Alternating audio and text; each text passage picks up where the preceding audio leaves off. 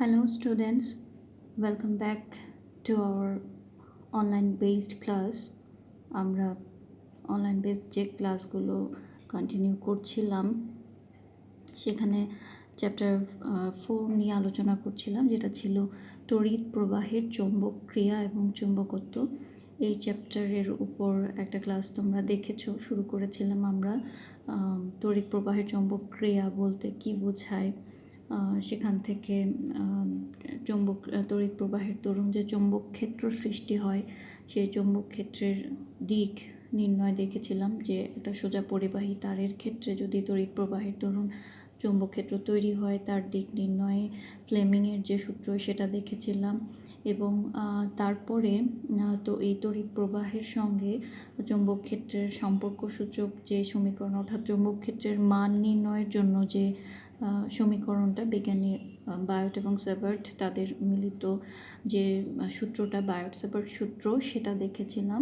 তো আজকের ক্লাসে আমরা বায়োট সেবার্ট সূত্রের প্রয়োগ সেটা দেখব।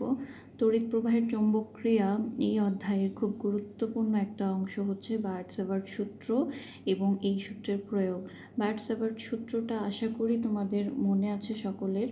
সূত্রটা কী ছিল, যে কোনো পরিবাহী তারের মধ্য দিয়ে তড়িৎ প্রবাহের দরুন যে চৌম্বক ক্ষেত্র সৃষ্টি হবে, এরকম যদি একটা পরিবাহী তার কনসিডার করি, তার ক্ষুদ্র একটা অংশ ডিএল যদি কনসিডার করি, এর মধ্য দিয়ে আই পরিমাণ তড়িৎ যদি প্রবাহিত হয়, তার জন্য একটা চৌম্বক ক্ষেত্র তৈরি হবে। আমরা জানি সেই চৌম্বক ক্ষেত্রের যে কোনো একটা বিন্দু পিতে চৌম্বক ক্ষেত্রের মানটা কত হবে সেটা নির্ণয় সূত্রটা ছিল ডিবি সমান mu naught divided by 4 pi into I DL sine theta divided by R square. DL ছিল পরিবাহীর ক্ষুদ্র দৈর্ঘ্যটা, থিটা ছিল এই ডিএল এবং ডিএল থেকে পি বিন্দুর যে সংযোজক সরল রেখা তাদের মধ্যবর্তী কোণ ছিল থিটা, আর ডিএল থেকে পি বিন্দুর দূরত্বটা ছিল আর, মিউ নট ছিল চৌম্বক প্রবেশ্যতা। তো এই জিনিসগুলো আমরা জেনেছিলাম। এখানে ডিবিকে বলছি চৌম্বক ক্ষেত্র, আবার চৌম্বক ফ্লাক্স ঘনত্বও বলা হয়। কখনো কোনো প্রশ্নে যদি বলা হয় চৌম্বক ফ্লাক্স ঘনত্ব নির্ণয় করো, তার মানে আমরা বুঝবো চৌম্বক ক্ষেত্রের মানই সেখানে জানতে চাওয়া হয়েছে। আর এর একক হচ্ছে টেসলা।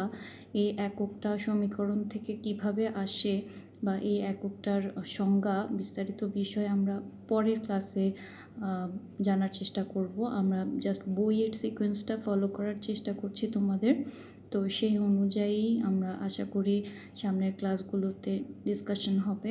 তো টেসলা আপাতত মনে রাখো, চৌম্বক ক্ষেত্র বা চৌম্বক ফ্লাক্স ঘনত্ব, তার একক হচ্ছে টেসলা। এটুকু এখন মনে রাখি। টেসলা নিয়ে বিস্তারিত জানবো পরের ক্লাসে। আচ্ছা, যেটা বলছিলাম বায়োট সেবার্ট সূত্রের প্রয়োগ। বায়োট সেবার্ট সূত্রের বিভিন্ন প্রয়োগ রয়েছে, তার মধ্যে আমাদের বইতে যে দুইটা বিশেষ ক্ষেত্র রয়েছে সেই দুইটা ক্ষেত্র নিয়েই আমরা আলোচনা করব। প্রথম হচ্ছে অসীম দৈর্ঘ্যের তড়িৎবাহী সোজা তারের নিকট কোনো বিন্দুতে চৌম্বক ক্ষেত্র নির্ণয়। দৈর্ঘ্যটা হবে, তারের দৈর্ঘ্যটা হবে অসীম দৈর্ঘ্যের, মানে নির্দিষ্ট কোনো দৈর্ঘ্য জানা থাকবে না। তার মধ্য দিয়ে যদি তড়িৎ প্রবাহিত হয় তাহলে সেখানে একটা চৌম্বক ক্ষেত্র তৈরি হবে। সেই চৌম্বক ক্ষেত্রের কোনো একটা বিন্দুতে চৌম্বক ক্ষেত্র নির্ণয়ে আমার এই বায়োট সেবার্ট সূত্রটা কাজে লাগবে। এটা হচ্ছে প্রথম ক্ষেত্র, বায়োট সেবার্ট সূত্রের প্রয়োগের প্রথম ক্ষেত্র। আর দ্বিতীয় যে ক্ষেত্রটা আমরা জানব সেটা হচ্ছে তড়িৎবাহী বৃত্তাকার কুণ্ডলীর কেন্দ্রে চৌম্বক ক্ষেত্র। আমরা গত ক্লাসেও যে চৌম্বক ক্ষেত্র নির্ণয়ের ক্ষেত্রে ফ্লেমিংয়ের সূত্র অ্যাপ্লাই করেছি, সেটা ছিল সোজা একটা তারের ক্ষেত্রে তড়িৎবাহী সোজা তারের মধ্য দিয়ে তড়িৎ প্রবাহের দরুন চৌম্বক ক্ষেত্র। সেটা না হয়ে যদি একটা বৃত্তাকার কুণ্ডলীর মধ্য দিয়ে তড়িৎ প্রবাহিত হয় এবং তার জন্য একটা চৌম্বক ক্ষেত্র জেনারেট হয়, সেই চৌম্বক ক্ষেত্রের মান কীরকম হবে সেটার মান নির্ণয়ে বায়োট সেবার্ট সূত্রের প্রয়োগ আমরা করতে পারি। তাহলে দুইটা বিষয় নিয়ে আমরা জানব। প্রথমত হচ্ছে অসীম দৈর্ঘ্যের তড়িৎবাহী সোজা তারের নিকট কোনো বিন্দুতে চৌম্বক ক্ষেত্র, আরেকটা হচ্ছে তড়িৎবাহী বৃত্তাকার কুণ্ডলীর কেন্দ্রে চৌম্বক ক্ষেত্র। তো এই দুইটার বিষয় ডিটেলস আমরা একটু জানার চেষ্টা করি। প্রথম যেটা রয়েছে অসীম দৈর্ঘ্যের তড়িৎবাহী তারের দরুন চৌম্বক ক্ষেত্র। এখানে একটা পরিবাহী কনসিডার করলাম যার নির্দিষ্ট কোনো দৈর্ঘ্য আমরা বলছি না। এই তড়িৎবাহী তারের একটা ক্ষুদ্র অংশ যদি DL কনসিডার করি, তাহলে এই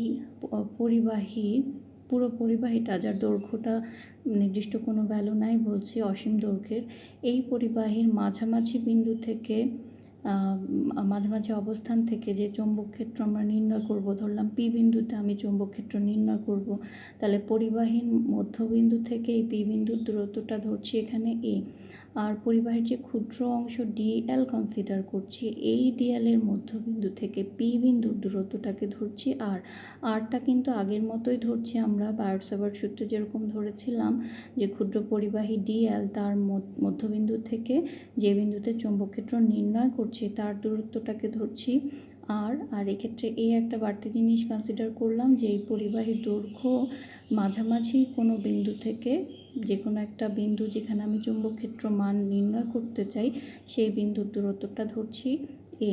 DL এর সঙ্গে P বিন্দুর সংযোগকারী রেখা আর যে কোণ উৎপন্ন করে সেটা আমরা আগেই জানি থিটা, আর এই পরিবাহীটার মধ্য দিয়ে যে পরিমাণ তড়িৎ প্রবাহিত হচ্ছে সেটা যদি I হয়, আমরা বায়ট-সাভার্ট সূত্র থেকে এই ইকুয়েশনটা জানি, dB সমান μ0 divided by 4 π IDL sine theta divided by r²। এটা আমরা বায়ট-সাভার্ট ল থেকে জানি অলরেডি। তাহলে আমরা কোন ক্ষেত্রে এই ইকুয়েশনটা অ্যাপ্লাই করছি? অসীম দৈর্ঘ্যের একটা তারের ক্ষেত্রে। তাহলে এই ক্ষেত্রে L এর দৈর্ঘ্যটা -∞ থেকে +∞ এই সীমার মধ্যে ধরে আমি যদি dB এই ইকুয়েশনটাকে সমাকলন করি বা ইন্টিগ্রেট করি, সেক্ষেত্রে আমি টোটাল যে চৌম্বক ক্ষেত্র B তার ভ্যালু পেয়ে যাব এবং সেই বিটা হবে μ0 I ডিভাইডেড বাই 2 π A। তোমাদের বইতে বিস্তারিত ক্যালকুলেশনটা দেওয়া আছে, ক্যালকুলেশনটা একটু বেশ বড়ই, তো ক্যালকুলেশনটা এইখান অনলাইন ক্লাসে তোমাদের দেখাচ্ছি না, তোমরা একটু যারা ইন্টারেস্টেড তারা বইটা দেখে নেবে, স্টেপগুলো ফলো করার চেষ্টা করবে। ট্রিগোনোমেট্রির কিছু সূত্র অ্যাপ্লাই করে জাস্ট এখানে ইন্টিগ্রেশনটা করা হয়েছে এবং ফাইনালি চৌম্বক ক্ষেত্র B এর যে মানটা পাওয়া যায়। আমাদের ম্যাথের জন্য কিন্তু প্রয়োজনীয় ইকুয়েশন হচ্ছে এই ইকুয়েশনটা μ0 I ডিভাইডেড বাই 2 π A, যেখানে I হচ্ছে এই পরিবাহীর মধ্য দিয়ে তড়িৎ প্রবাহ আর A হচ্ছে এই পরিবাহীর মধ্যবিন্দু থেকে যে বিন্দুতে চৌম্বক ক্ষেত্র নির্ণয় করছি তার দূরত্ব। তাহলে অসীম দৈর্ঘ্যের তড়িৎবাহী তারের দরুন যখন আমি চৌম্বক ক্ষেত্র নির্ণয় করতে যাচ্ছি, সেক্ষেত্রে পরিবাহীর দৈর্ঘ্য কী সেই জিনিসটা কিন্তু সরাসরি আমার ইকুয়েশনে ইম্প্যাক্ট নেই, অর্থাৎ চৌম্বক ক্ষেত্রের মান সরাসরি ডিপেন্ড করছে তড়িৎ প্রবাহ আর ওই পরিবাহী থেকে যে বিন্দুতে চৌম্বক ক্ষেত্র নির্ণয় করছি তাদের মধ্যবর্তী দূরত্ব, অর্থাৎ I এবং A এর উপর, পরিবাহীর দৈর্ঘ্যের উপর কিন্তু নির্ভর করছে না। এখানে যে জিনিসগুলো ধরেছিলাম, A ছিল পরিবাহীর মধ্যবিন্দু থেকে যে বিন্দুতে চৌম্বক ক্ষেত্র নির্ণয় করছে অর্থাৎ P বিন্দু, তার দূরত্ব, DL বলছি পরিবাহীর খুব ক্ষুদ্র একটা দৈর্ঘ্য এবং তার জন্য যে ক্ষুদ্র চৌম্বক ক্ষেত্রের মান সেটাকে বলছি dB, আর ছিল DL এর মধ্যবিন্দু থেকে P বিন্দুর দূরত্ব, I ছিল তড়িৎ প্রবাহ, থিটা ছিল ক্ষুদ্র পরিবাহী DL এবং DL ও P বিন্দুর সংযোজক যে রেখা তাদের মধ্যবর্তী কোণ। ঠিক আছে, তো চৌম্বক ক্ষেত্র যেহেতু বলছি নির্ণয় করছে অসীম দৈর্ঘ্যের তড়িৎবাহী তারের দরুন, মানটা পেয়ে গেলাম μ0 I বাই 2 π A, কিন্তু চৌম্বক ক্ষেত্র একটা ভেক্টর রাশি আমরা জানি, তাহলে এর দরুন দিকটা কোন দিকে হবে? তাহলে আমরা P বিন্দুতে B এর দিক অর্থাৎ চৌম্বক ক্ষেত্রের দিক হবে কাগজ তলের লম্ব বরাবর ভেতরের দিকে। কিভাবে সেটা বলছি আমরা সেই ফ্লেমিংয়ের, যেহেতু এটা একটা সোজা পরিবাহী তার কনসিডার করি, ফ্লেমিংয়ের রাইট হ্যান্ড রুল বা ডান হস্ত সূত্র অ্যাপ্লাই করলে আমরা দেখেছিলাম প্রবাহের দিক বরাবর যদি আমাদের থাম্বনেইলটাকে ধরে রাখি, বাকি আঙুলগুলোর ডিরেকশান কিন্তু এটা চৌম্বক ক্ষেত্রটা পুরো রোটেট হবে, পুরা পরিবাহীর চারদিকে চৌম্বক ক্ষেত্র সৃষ্টি হবে, যেহেতু আঙুলগুলোর ডিরেকশন আলটিমেটলি যায় কাগজতলের ভেতরের দিকে। তাহলে অসীম দৈর্ঘ্যের পরিবাহী তারের দরুন অর্থাৎ সোজা একটা পরিবাহী তারের দরুন যদি চৌম্বক ক্ষেত্র তৈরি হয় তার দিকটা হবে কাগজতলের লম্ব বরাবর ভেতরের দিকে, এবং এটা আমরা বলতে পারছি ফ্লেমিংয়ের রাইট হ্যান্ড রুল থেকে, ভেতরের দিকে বা নিচের দিকে। যে সূত্রগুলো অর্থাৎ সবচেয়ে বেশি এই জায়গায় কনফিউশন হয় দিকগুলো নির্ণয় নিয়ে।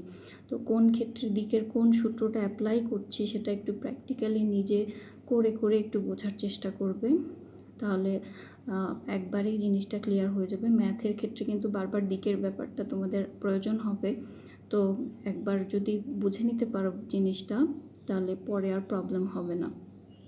তাহলে বায়োট-স্যাভার্ট সূত্রের প্রয়োগে প্রথম ক্ষেত্রটা আমরা দেখলাম, অসীম দৈর্ঘ্যের পরিবাহী তারের দরুন যে চৌম্বক ক্ষেত্র তৈরি হয় তার মান এবং দিক সম্পর্কে। এই ইকুয়েশন রিলেটেড ছোট্ট একটা ম্যাথ একটু দেখি, যে একটি লম্বা ও সোজা তারে 60 অ্যাম্পিয়ার তড়িৎ প্রবাহ চালনা করে তার থেকে 40 সেন্টিমিটার দূরে কোনো বিন্দুতে চৌম্বক ফ্লাক্স ঘনত্ব নির্ণয় করে। এখানে চৌম্বক ফ্লাক্স ঘনত্ব মানে বলেছি চৌম্বক ক্ষেত্রই একই বিষয়, দেওয়া আছে তড়িৎ প্রবাহ I 60 অ্যাম্পিয়ার, তার থেকে আমার যে বিন্দুতে চৌম্বক ক্ষেত্র নির্ণয় করছি তার দূরত্ব হচ্ছে 40 সেন্টিমিটার, দ্যাট মিনস 0.4 মিটার।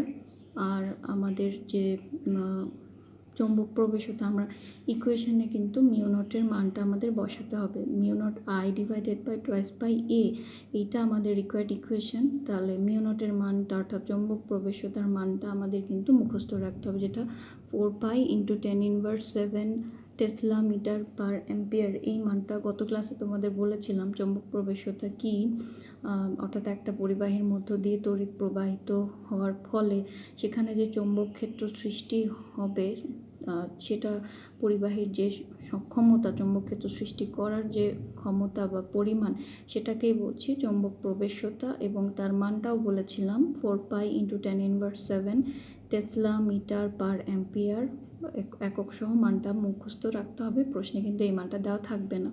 আর ক্লাসেও যেটা বলি যে ম্যাথ করার সময় আমি এখানে কোনটা কি ডিটেলস লিখি নাই, যেমন I তড়িৎ প্রবাহ, A হচ্ছে আমার পরিবাহী থেকে যে চৌম্বক ক্ষেত্র নির্ণয়ের দূরত্বটা, এগুলো কিন্তু লিখতে হবে, কথায় জিনিসগুলো লিখতে হবে, তো সেটা অবশ্যই মাথায় রাখার চেষ্টা করবে।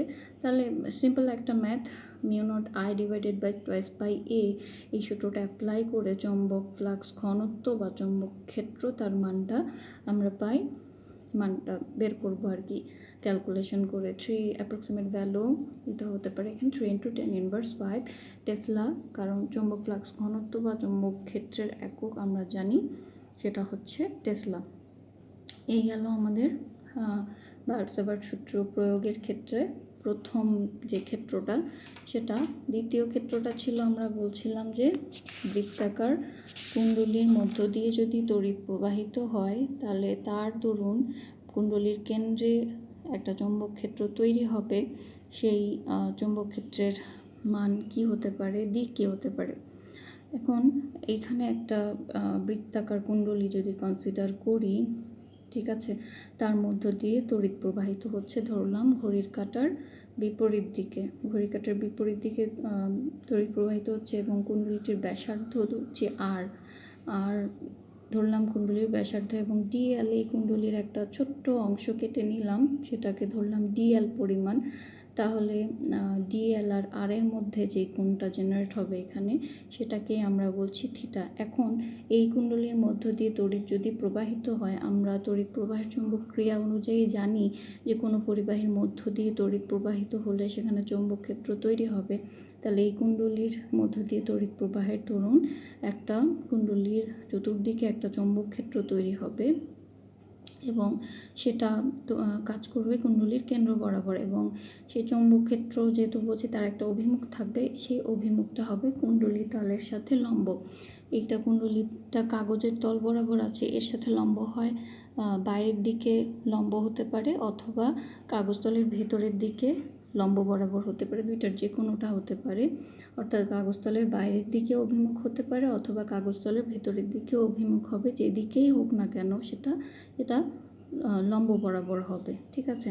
এখন আমরা আবার এখানে যদি বায়োট-স্যাভার্ট লটা অ্যাপ্লাই করতে যাই, কারণ বলছি তো এটা বায়োট-স্যাভার্ট সূত্রের প্রয়োগ, তাহলে বায়োট-স্যাভার্ট সূত্র অনুযায়ী আমরা জানি mu naught I divided by 4 pi I dl sine theta divided by R square. যেহেতু কেন্দ্রে চৌম্বক ক্ষেত্রর মান নির্ণয় করছি, তাহলে ডিএল থেকে কেন্দ্রের দূরত্বটা ব্যাসার্ধর সমান, সেটা r²।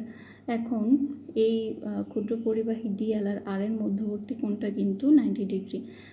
এই বৃত্তাকার কুণ্ডলীর যেখানেই মান নির্ণয় করি না কেন, আর যেহেতু বৃত্তের ব্যাসার্ধ সেটা সবখানেই সমান এবং ডিএল এবং আর এর মধ্যবর্তী কোণটা সবসময় হবে 90 ডিগ্রি। তো 90 ডিগ্রি বসালে এই ইকুয়েশনে আমার চৌম্বক ক্ষেত্রর মানটা পাই μ0I divided by 4π into DL divided by r²। যেহেতু সাইন 90 তার মান 1, তাহলে μ0I divided by 4π into DL divided by r² দাঁড়ালো। এটা পেলাম ক্ষুদ্রাকার পরিবাহী ডিএল এর জন্য চৌম্বক ক্ষেত্রের মান ডিবি। যদি পুরো বৃত্তাকার কুণ্ডলীর জন্য চৌম্বক ক্ষেত্রের মান নির্ণয় করতে যাই, তাহলে আমার ইন্টিগ্রেশন করতে হবে, সমাকলন করতে হবে। এক্ষেত্রে লিমিট হবে এল এর লিমিট 0 থেকে শুরু করে বৃত্তাকার যে কুণ্ডলী তার পরিধি, অর্থাৎ তার কতটুকু ক্ষেত্র জুড়ে আছে সেটা তার পরিধির সমান, সেটা √πr। তাহলে এল সমান 0 থেকে এল সমান √πr, এই সীমার মধ্যে এই ইকুয়েশনটাকে যদি ইন্টিগ্রেট করি, বি সমান দাঁড়াবে μ0I ডিভাইডেড বাই r। আবার বলছি, ক্যালকুলেশনটা এখানে আমি অ্যাভয়েড করলাম, ক্যালকুলেশনটা তোমাদের দেখালাম না। তোমরা যদি ইন্টারেস্টেড হও, বই ক্যালকুলেশনটা করা আছে যে এই ইকুয়েশন থেকে μ0I ডিভাইডেড বাই r কীভাবে আসলো, সেই ক্যালকুলেশনটা দেখে নিতে পারো। ঠিক আছে, এইটা বললাম বৃত্তাকার আর ব্যাসার্ধের বৃত্তাকার কুণ্ডলীর মধ্য দিয়ে তড়িৎ প্রবাহের দরুন যে চৌম্বক ক্ষেত্র তৈরি হবে তার মান। এটা একটা পাক অর্থাৎ পাক বলতে কি একটা কয়েল এখানে বোঝাচ্ছি। যদি এই কয়েলের কুণ্ডলীর পাক সংখ্যা অনেকগুলো থাকে, যেমন সলিনয়েডের ব্যাপারটা তোমরা পড়েছো 9-10 বইতেও, যে কোনো কয়েল অনেকগুলো পাক বা কুণ্ডলী যদি পাকানো হয়, সেক্ষেত্রে চৌম্বক ক্ষেত্রটা অনেক বেশি স্ট্রং হয়। একটা সোজা তারের মধ্য দিয়ে তড়িৎ প্রবাহ হলে যতটুকু চৌম্বক ক্ষেত্র হয়, বৃত্তাকার কুণ্ডলী অনেকগুলো পাকের কুণ্ডলী যদি হয়, সেখানে তড়িৎ চৌম্বক আবেশটা বেশি হয়, ফলে চৌম্বক ক্ষেত্র অনেক বেশি শক্তিশালী হয়। তো সেক্ষেত্রে আমরা যদি কুণ্ডলীর পাক সংখ্যা বাড়াই, আমার চৌম্বক ক্ষেত্র বেশি শক্তিশালী হবে। ধরলাম পাক সংখ্যা যদি n হয়, তাহলে চৌম্বক ক্ষেত্রের মান পাবো μ0I ডিভাইডেড বাই r, তার সঙ্গে n জাস্ট গুণ করব। পাক সংখ্যা যত হোক সেটা আগের ইকুয়েশনের সঙ্গে জাস্ট মাল্টিপ্লাই করব। তাহলে ইকুয়েশন থেকে দেখছি পাক সংখ্যা যত বাড়বে চৌম্বক ক্ষেত্র তত বাড়বে, অর্থাৎ বি আর এন এর সম্পর্কটা হচ্ছে সমানুপাতিক। নাম্বার অফ টার্নস যত বৃদ্ধি পাবে চৌম্বক ক্ষেত্রের মানও তত বৃদ্ধি পাবে। এখন এই যে বৃত্তাকার কুণ্ডলীর দরুন তড়িৎবাহী তারের দরুন যে চৌম্বক ক্ষেত্র তৈরি হলো, তার দিক কোন দিকে হবে? দেখো, কুণ্ডলীর মধ্য দিয়ে তড়িৎ প্রবাহ যদি হয়, দুইটা ডিরেকশনে প্রবাহ হতে পারে, আইদার ঘড়ির কাঁটার দিকে হতে পারে অথবা ঘড়ির কাঁটার বিপরীত দিকে আমার তড়িৎ প্রবাহ হতে পারে। তাহলে দুইটা ক্ষেত্রে আমার চৌম্বক ক্ষেত্রের দিকটা কিন্তু দুই রকম হবে, মান একই হলেও, কারণ মান নির্ণয়ের সময় প্রবাহ, ব্যাসার্ধ, পাক সংখ্যা ইত্যাদি ভ্যালুগুলো ঘড়ির কাঁটার দিকে বা ঘড়ির কাঁটার বিপরীত দিকে সম্পর্কযুক্ত নয়। কাজেই মান দুই ক্ষেত্রে সেম হলেও ঘড়ির কাঁটার দিকে প্রবাহের দরুন চৌম্বক ক্ষেত্র তার যে দিক হবে, ঘড়ির কাঁটার বিপরীত দিকে প্রবাহের দরুন যে চৌম্বক ক্ষেত্র তার দিক কিন্তু সেম হবে না। তো এখন আমরা দিক নির্ণয়ের ক্ষেত্রে আমরা সোজা পরিবাহী তারের ক্ষেত্রে ফ্লেমিংয়ের রাইট হ্যান্ড রুল অ্যাপ্লাই করেছিলাম।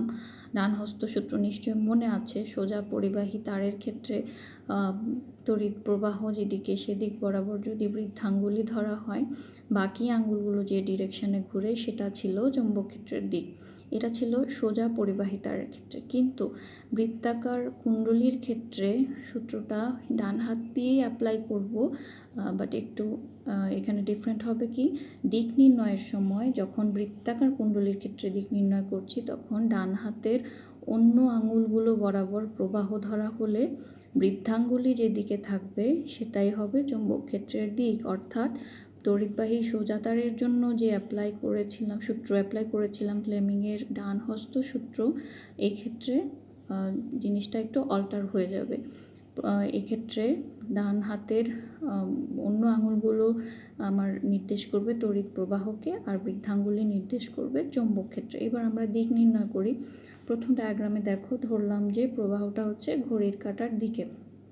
তাহলে ঘড়ির কাঁটার দিকে বরাবর যদি আমার তড়িৎ প্রবাহ নির্ণয় করতে, তার মানে কি ডান হাতের বৃদ্ধাঙ্গুলি সেটা বাদে বাকি আঙুলগুলির দিক হবে ঘড়ির কাঁটার দিক বরাবর। ঠিক এভাবে যদি করি তাহলে দেখব এই বরাবর তড়িৎ প্রবাহ বরাবর আমার ডান হাতের অন্য আঙুলগুলো যদি হোল্ড করি, বৃদ্ধাঙ্গুলির ডিরেকশনটা কোন দিকে থাকে? আমার কুণ্ডলীর তলের লম্ব বরাবর খাড়া নিচের দিকে।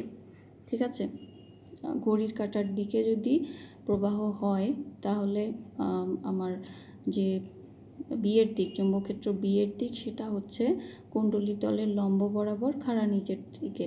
আর যদি ঘড়ির কাঁটার বিপরীত দিকে প্রবাহ, যেমন এই দিকে প্রবাহ হচ্ছে, এভাবে যদি হোল্ড করি ঘড়ির কাঁটার দিক বরাবর আঙুলগুলো ঘড়ির কাঁটার বিপরীত দিকে যেদিকে প্রবাহ হচ্ছে সেই বরাবর বাকি আঙুলগুলো ধরি, তাহলে দেখছি বৃদ্ধাঙ্গুলি পজিশন থাকছে বাইরের দিকে। ঠিক আছে, বৃদ্ধাঙ্গুলির পজিশন বাইরের দিকে মানে বিয়ের দিক হবে কুণ্ডলী তলের লম্ব বরাবর বাইরের দিকে বা উপরের দিকে। দুইটা কেস তোমরা সরাসরি ডায়াগ্রাম এঁকে যদি ফলো করো, যে প্রথম কেস ছিল ঘড়ির কাঁটার দিকে যদি আঙুল হোল্ড করা হয়, এই বৃদ্ধাঙ্গুলির ডিরেকশনটা থাকে কাগজ তলের ভেতরের দিকে।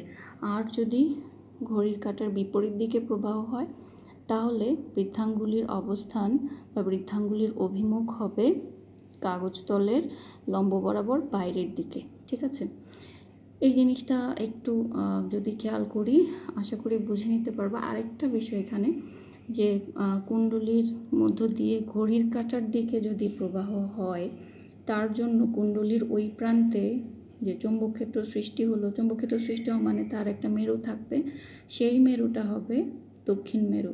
ঘড়ির কাঁটার দিকে প্রবাহের দরুন চৌম্বকক্ষেত্রের দিক হবে খাড়া নিচের দিকে, তলে কাগজ তলের লম্ব বরাবর খাড়া ভেতরের দিকে, এবং সেই মেরুটা, সেখানে যে মেরুর জেনারেট হবে সেটা হবে সাউথ পোল।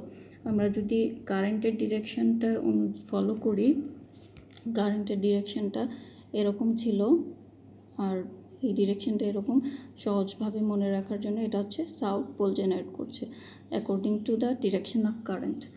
আর যেটা ঘড়ির কাঁটার বিপরীত দিকে বলছি, ঘড়ির কাঁটার বিপরীত দিকে যদি প্রবাহ তৈরি হয় এবং তার জন্য চৌম্বকক্ষেত্র যেটা জেনারেট হবে তার দিক হবে, আমরা ফ্লেমিংয়ের ডান হস্ত সূত্র অনুযায়ী বললাম যে কুণ্ডলীতলের লম্ব বরাবর উপরের দিকে বা বাইরের দিকে।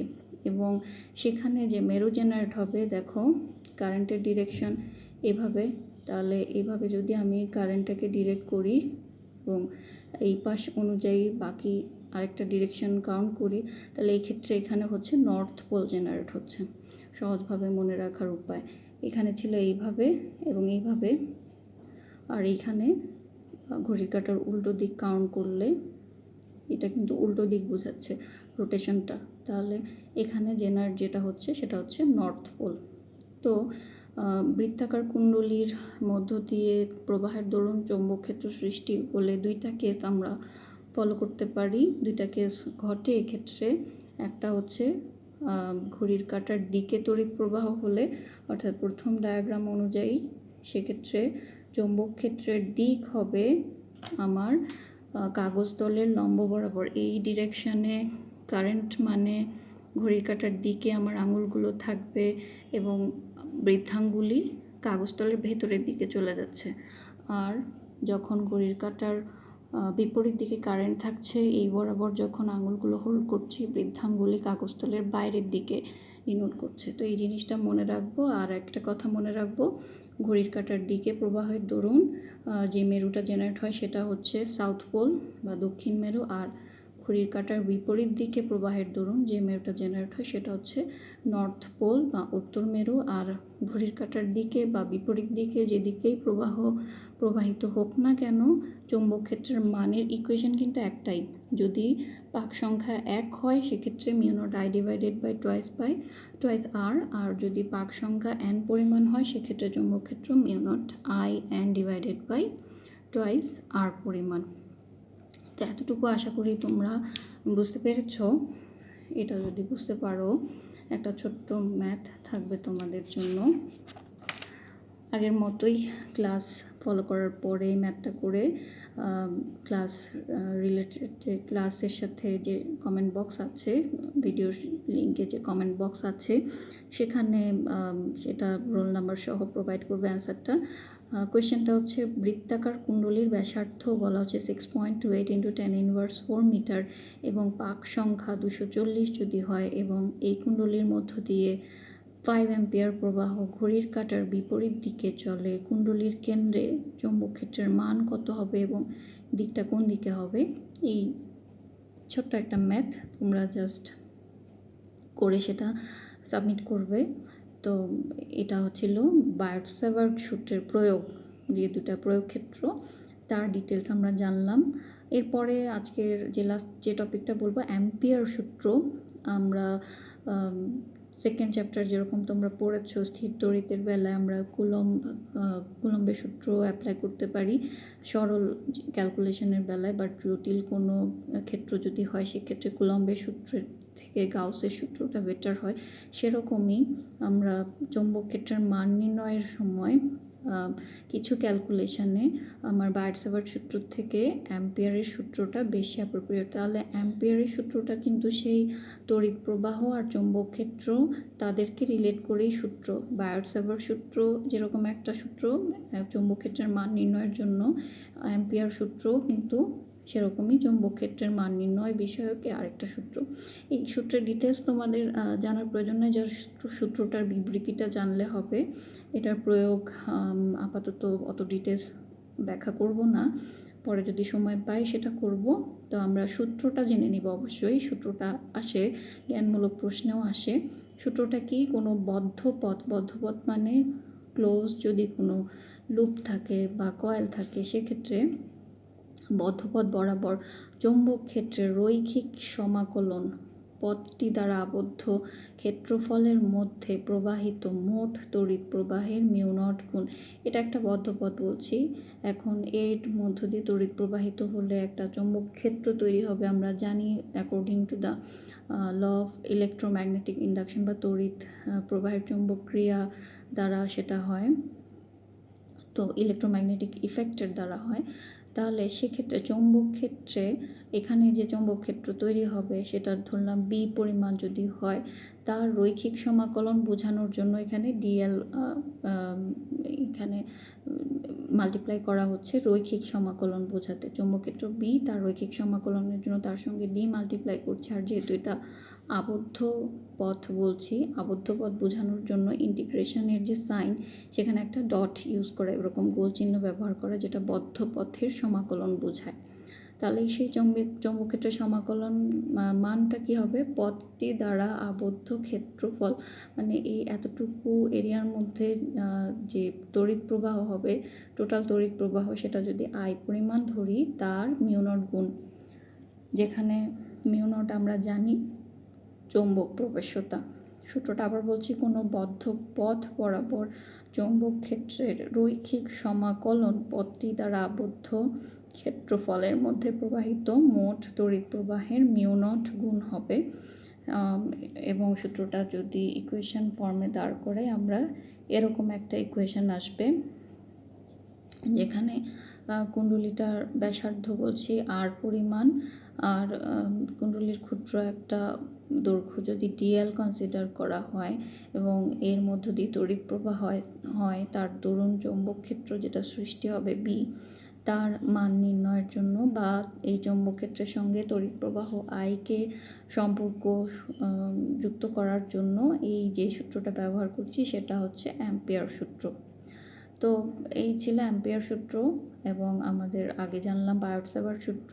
বায়োট-স্যাভার্ট সূত্রের প্রয়োগ আশা করি বুঝতে পেরেছো। বায়োট-স্যাভার্ট সূত্রটা আবারও বলছি, খুব ভালো করে পড়বে। এই সূত্রের যে অ্যাপ্লিকেশনগুলো আছে, দুইটা বিশেষ অ্যাপ্লিকেশন, এবং প্রত্যেক ক্ষেত্রে দিক নির্ণয়ের দিকের ব্যাপারটা একটু বেশ ভালো করে বোঝার চেষ্টা করবে। বিভিন্ন এক্সাম্পল দিয়ে, বিভিন্ন কোয়েশ্চেন দিয়ে দিকের জিনিসটা বোঝার চেষ্টা করবে। তারপরও যদি প্রবলেম থাকে সেটা তোমরা জানাবে। তো আজকের ক্লাস এতটুকু। আশা করি ক্লাস লেকচারগুলো তোমরা ফলো করছো এবং সেগুলো নোট ডাউন করে রাখার চেষ্টা করবে, নোটস রাখবে, সেটা পরবর্তীতে এক্সামেও কাজে লাগবে। কারণ যখন ক্লাস করাই তখন বলি যে এই টপিকটা একটু বেশি ইম্পর্টেন্ট, এই টপিকটা একটু ভালো করে পড়বে, ফোকাস করবে বেশি। তো সেই অনুযায়ী তোমরা যদি একটা নোট সাজাও, পরবর্তীতে প্রিপারেশন নিতেও সুবিধা হবে এবং এই নোটসগুলো পরবর্তীতে যখন তোমাদের জমা দিতে বলা হবে সেগুলো জমা দিতেও তোমাদের কোনো প্রবলেম হবে না আশা করি। তো বয়েজ, আজকের ক্লাস এতটুকু। নেক্সট ক্লাসে আবার নতুন টপিক নিয়ে ডিসকাস করব আমরা। আজকের ক্লাসে এতটুকুই। তোমাদের সবাইকে ধন্যবাদ। ক্লাস ফলো করতে থাকো, ভালো থাকো সবাই। খোদা হাফেজ।